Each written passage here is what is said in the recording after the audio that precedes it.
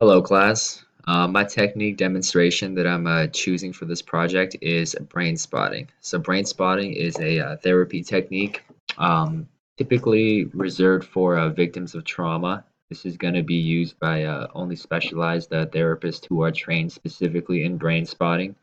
Now, what it's based on is its bilateral eye movements, and it's meant to really just uncover and process deep emotional pain and trauma that we carry with us.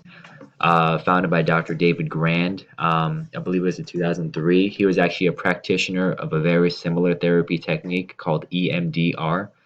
And through this, which stands for eye movement desensitization and reprocessing.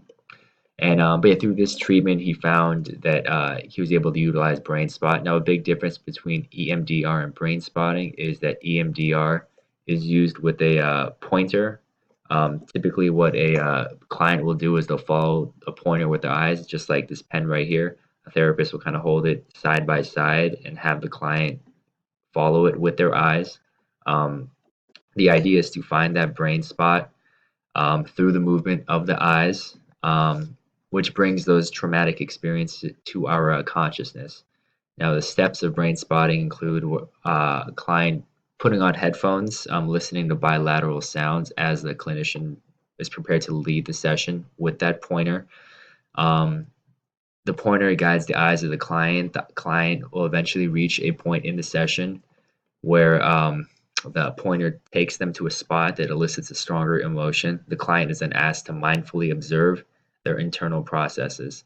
Um, and again, the clinician's looking for that brain spot, which is the positioning of the eye that activates that painful or traumatic experience. And the clinician is there to explore the issue that the client wants to work on. This is a very client empowered process, meaning that the client has the freedom to choose what it is they want to explore. They're obviously encouraged to discuss anything that comes to mind during the brain spotting session. But the clinician's really not going to be one to push for any kind of answers that the client might just not willing to talk about. Um, but yeah, while searching for this brain spot, a clinician's typically going to ask where a client feels that emotion in their body. A lot of times we hold anxiety in our chest or stomach, maybe our throats, anywhere above our neck.